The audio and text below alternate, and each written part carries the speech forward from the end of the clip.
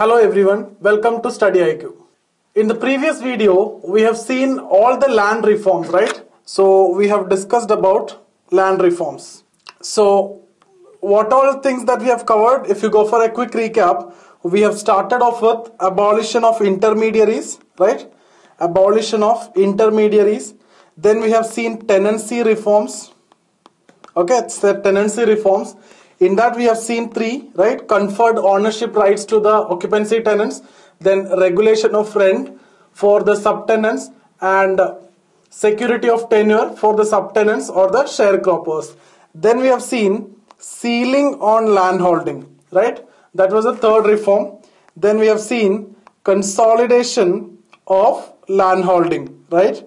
And finally we have seen cooperative farming. Okay, so the objective of these land reforms also we have seen in terms of improving productivity at the same time to ensure social justice. So if you see, ceiling on landholding especially is related to social justice, and parallel to ceiling on landholding we have seen a voluntary movement, that was Bhudan movement. But all the other reforms, if you see, there is an element of improving the productivity, right? See, obviously in tenancy reform there is an element of social justice, but all these are again related to improvement of productivity. Now if you need more details about this land reform, if you need a further reading about this topics, you can go for 11th NCERT. I have taken it from there only. 11th NCERT, older version. Okay, in that, evolution of Indian economy.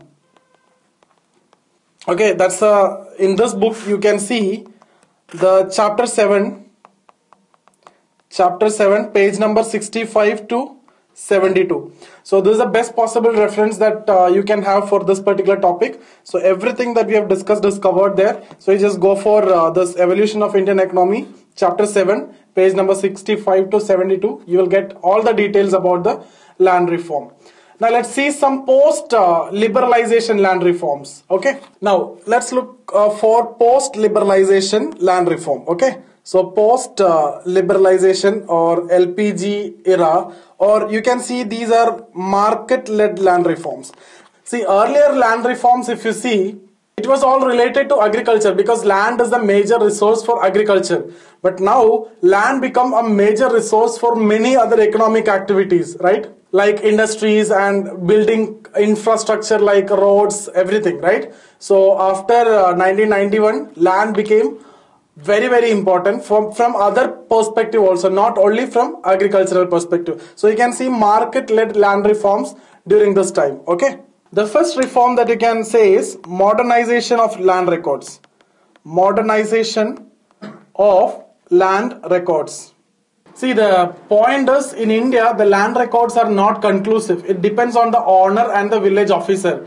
See, if you have some land and if you go to some other place, when you come back, you may not get that land. It will be in the name of some other people. There are many other issues related to the land records. To solve these problems, you need to modernize the land records. Okay, and the first effort actually started during 7th 5-year plan. Okay, that is before 1990 itself. The scientific survey conducted across the country. Okay, so a scientific survey was initiated across the country, but more formally from 8th 5-year plan onwards, the important aspects of land reform, that is digitization of land records. Digitization of land records. Okay, so 7th 5-year plan, a scientific survey conducted across the country. 8th 5-year plan, the more important aspect related to land reform, that is digitization of land records. And few years after that, later government started in 2008 National Land Record Modernization Program. National Land Record Modernization Program was started by the government. Now what was the aim? The aim was to digitize almost entire land records before 12th 5-year plan. Okay, before 12th 5-year plan, entire land records must be digitized. That was the aim or the objective of this National Land Record Modernization Program. Now why this is the objective? Basically to make the buying and selling faster. I already told you land became a very important resource now, especially after liberalization, globalization and privatization. So by doing this, you can make the buying and selling of land faster. There are no complexities attached with it, right? The second reform during post liberalization that you can say is facilitation of land leasing. Okay, land leasing. See, the problem is, let's suppose you have certain amount of land and you are going to some other place for a long time. Okay, let's say for 5 years you are residing in US or somewhere as part of your job or something, right? But when you come back, that land which you were owning before, it might be in the name of some other people. Some people may encroach it, some people will change the name with the nexus of the village official, etc. So to solve those problems, if you can give the land for other person for lease, what you will get some rent. Okay, at the same time the landless person will get some land for agriculture or some infrastructural development or whatever as per his requirement he can use the land. You will get the rent, and more than that, one thing is made sure that you will not lose the ownership when you come back. When you come back, if you need to do something on the land, you can do it because you are giving the land for lease. So you can be very sure about getting the land back. Okay, at the same time the landless person will get a land for his requirement, and you will also keep on getting some rent for the land. Okay, so that's the land leasing. Then the third one, land acquisition for public purposes, and you can go and refer to the Land Acquisition Act. Okay, so we will be discussing that later, but here I just quickly mentioned about this. Now what I'm going to do is, in the previous lecture we have completed all the land reforms. Those who missed out, I'll share the link in this video itself. Okay, so in the comment I'll share the link so you can watch that video. Only after that you can watch this. Okay, then only you will understand better. So I have missed out the land revenue settlements. In fact, I have told you I'll be discussing it in the next session, right? So I will quickly discuss about the various land revenue settlements in the country at that time. Okay, so we have 4 settlements, and 3 are more important, like permanent settlement, Mahalwari settlement and Riotwari settlement. And there was one more, that was quinquennial settlement introduced by Warren Hastings. So let me start off with permanent settlement. Okay, so let's start with permanent settlement. This is also called as zamindari settlement. The reason is, here the settlement is like this. You are a tenant, you are a peasant who is the actual cultivator. Okay, you will have to give the rent or the tax to the zamindar. Okay, and the zamindar will give it to the state. So there is an intermediary, and zamindar is the intermediary, so it is also called as zamindari settlement. Okay, so the tax you are paying to zamindar will pay it to the state, and this tax was fixed on the basis of 1790. So whatever you paid in 1790, on the basis of the tax is calculated, and in 1791, 92, 93, etc. and again after that also you are paying the same tax. Okay, it is calculated on the basis of 1790. You are paying the same tax every year. That's why it is called as permanent settlement. Okay, see, one thing, one advantage and one disadvantage I tell you. See, let's suppose in 1795 you are having certain amount of production, so you are paying certain tax which was decided on the basis of 1790. Let's suppose you are paying 100 rupee. In 1796 your production, even if it is increased or if it is decreased, still you have to pay 100 rupees itself, because it is fixed. That's what you mean by permanent settlement. What is the advantage? Advantage is, in most of the cases the production will increase.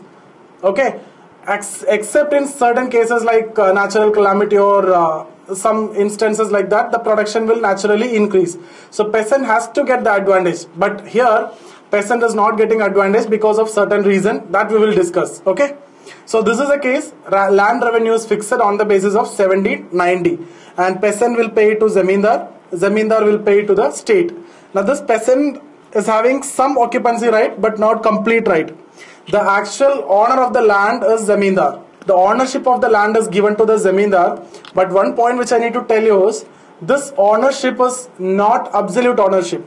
If it is between peasant and zamindar, zamindar is the owner, and if it is between zamindar and state, state is the owner. So what does this mean?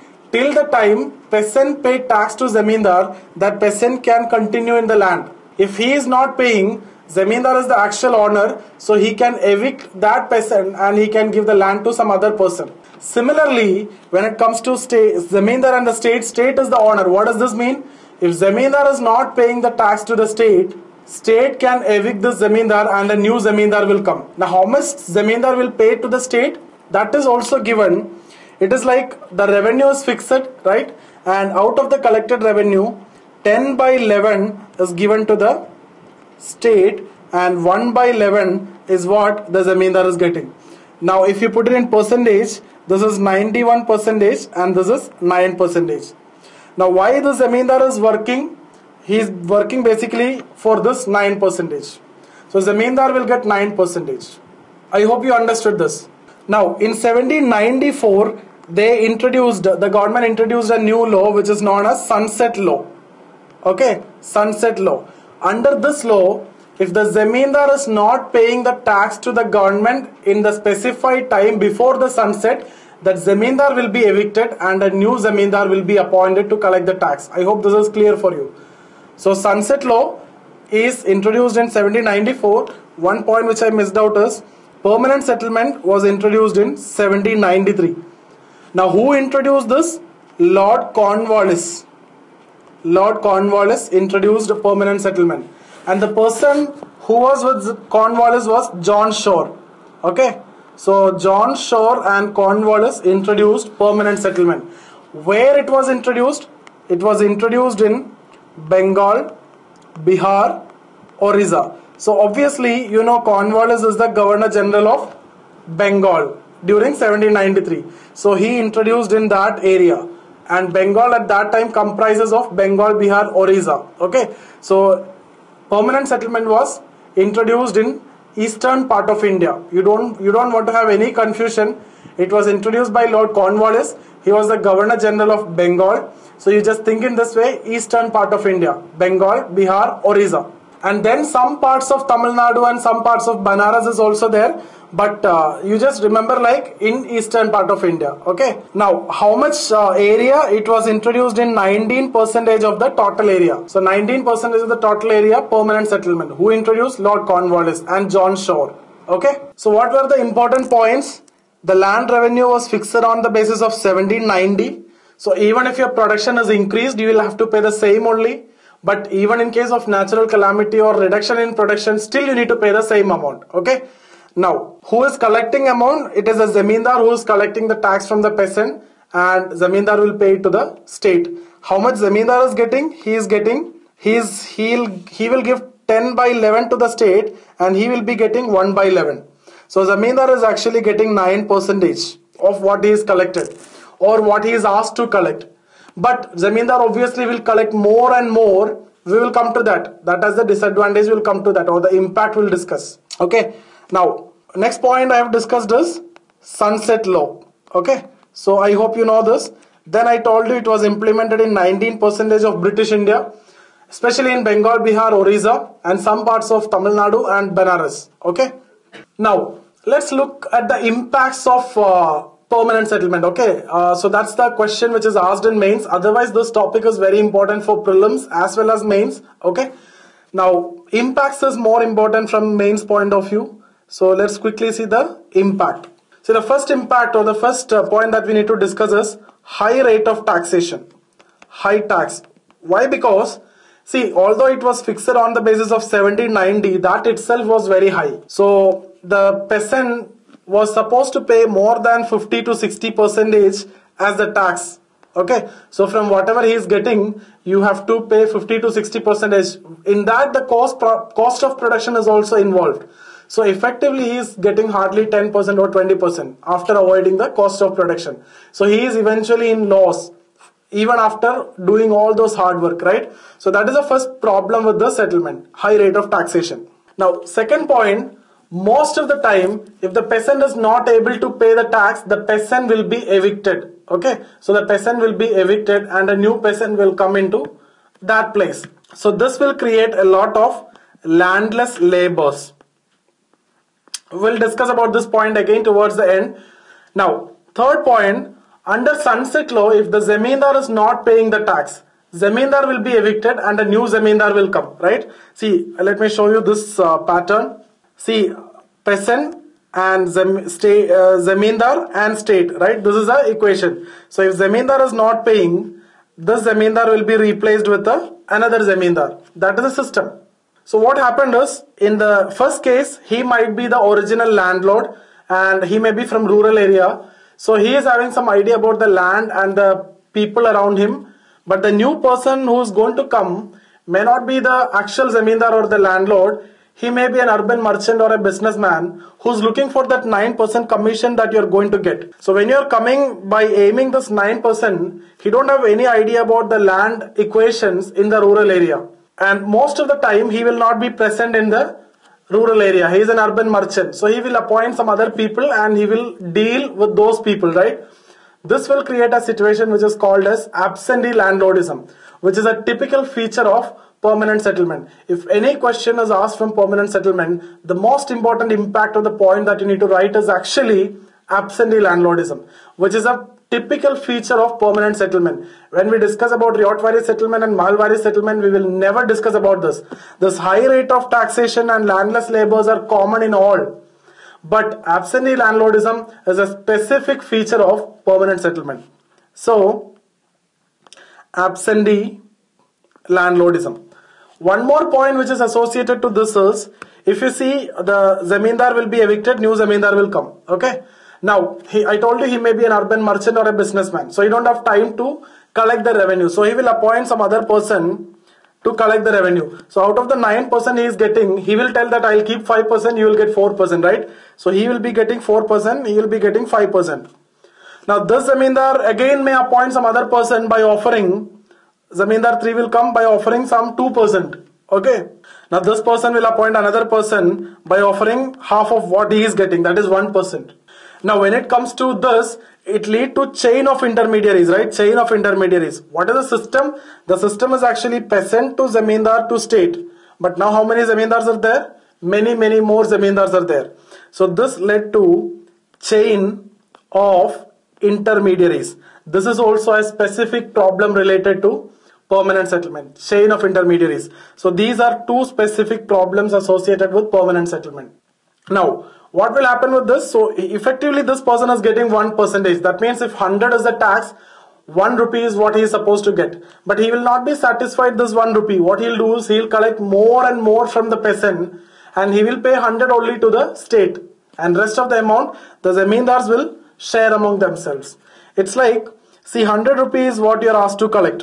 100 rupees is what you are asked to collect by the government to the Zamindar. What the Zamindar will do if the production is increased? If the Zamindar, what they will do is they will collect maybe 200. So out of the 100, you need to pay 91 to the state and you can take 9 rupee. Now you collected 200. You will pay 91 to the government. You will take 109. So the Zamindar is getting more than what the state is getting. I hope you understood. So even though there is more production, although the state is charging the same tax, peasant situation is very pathetic because of this.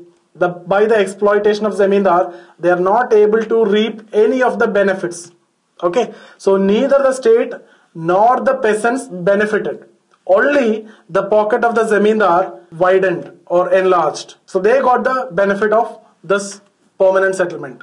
Then next impact, if you see, that is again one of the most important impact, but not specific to permanent settlement. That is there common for all the other settlement also. See, if you are not paying the tax, you will be evicted from the land. So obviously you will try your maximum to pay the tax. So in 1 year, if you have some crop failure, what you will do is you will take some loan from the available sources and you will pay interest for that and you will pay it to the government or the Zamindar.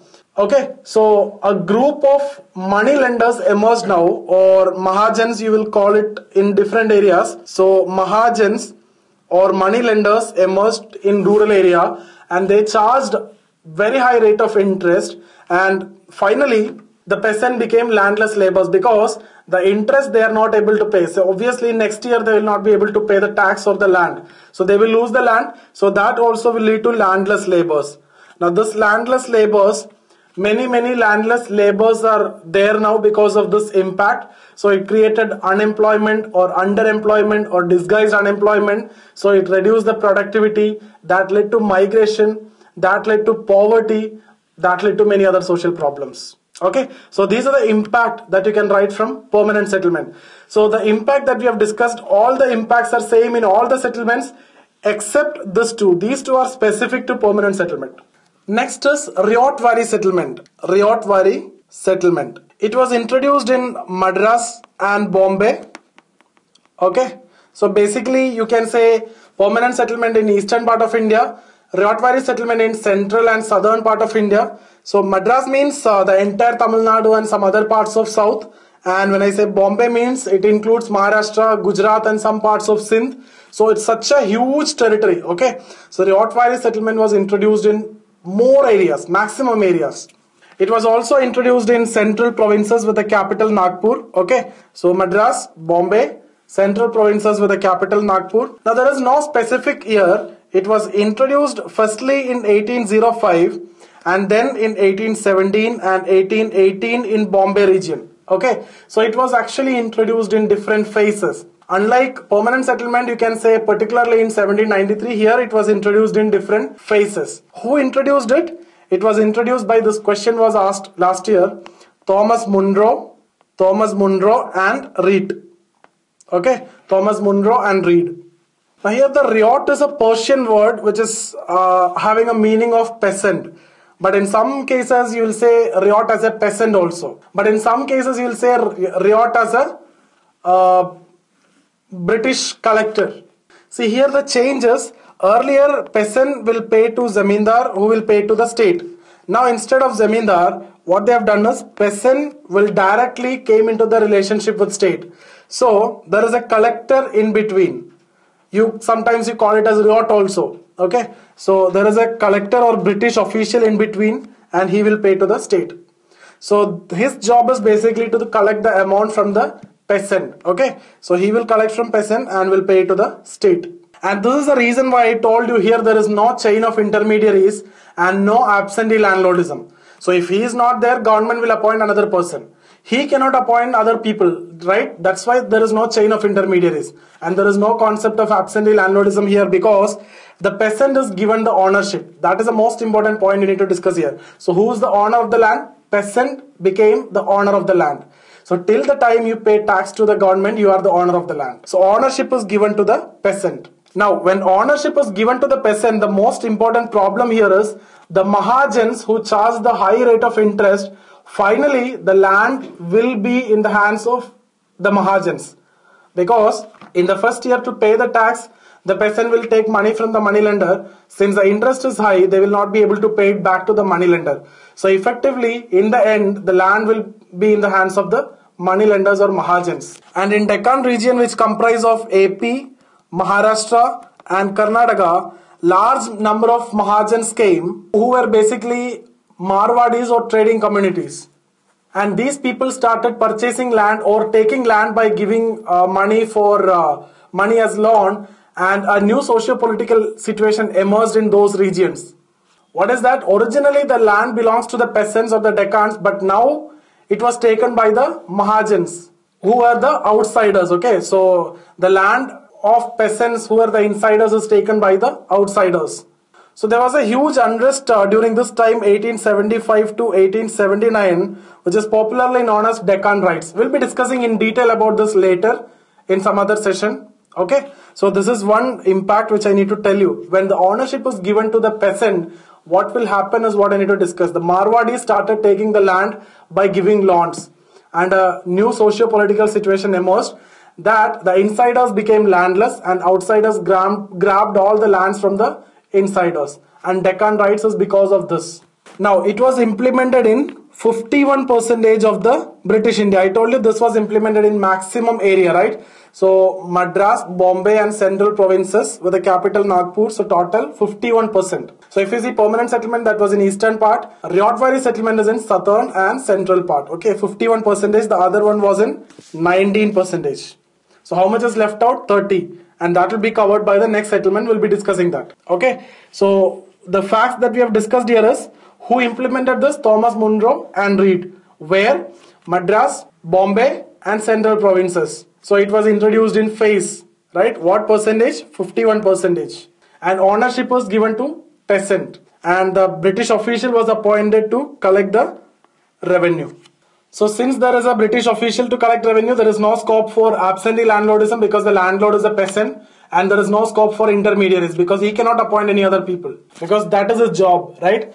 But other impacts, the problems like high rate of taxation. Tax was very high. Money lenders, obviously they are there because if the peasant is not paying tax to the government, he will be evicted. So money lenders is there. So landless laborers will be obviously there if you lose the money, if you lose the land. So landless laborers, unemployment, poverty, migration, rural distress, all these problems were again there. But absentee landlordism and chain of intermediaries you can't write here. That is specific to permanent settlement. That is specific to permanent settlement. Now here one important point is the difference from permanent settlement is the revenue or the tax is not fixed. Unlike in permanent settlement, it was fixed on the basis of 1790. Here it may change maybe after 20 years or 25 years like that. Okay, the tax that you need to pay will change. Now third is Mahalwari settlement. Mahalwari settlement. So if you see, permanent settlement was in eastern part of India, Bengal, Bihar, Orissa. Riadwari settlement was in southern and central part of India, so Madras, Bombay and central provinces. So permanent settlement was in 19%. Riadwari settlement was in 51%. So Mahalwari settlement will be how many? 70 is over, so 30%. And what is this 30% area? So eastern part is covered, south and central part is also covered. Now what is left out? Northern part, right? So it was introduced in northern part, that means or western part as well as some areas of north. Like it was introduced in western part of India, in the region of Punjab and in western UP, United Province, not Uttar Pradesh. Okay. So Punjab and western UP. So this is what 30%. So eastern part permanent settlement, south and center Riadwari settlement, west and north it is Mahalwari settlement, Punjab and western UP. So 30% area. Now who introduced it? Holt Mackenzie. Holt Mackenzie in 1830. Now here who will collect the revenue? Land revenue was collected by Mahals like this. Instead of British official or Zamindar, peasant will pay to the Mahals. Mahal will pay to the government. Now Mahal is a Punjabi word, its meaning is village, right?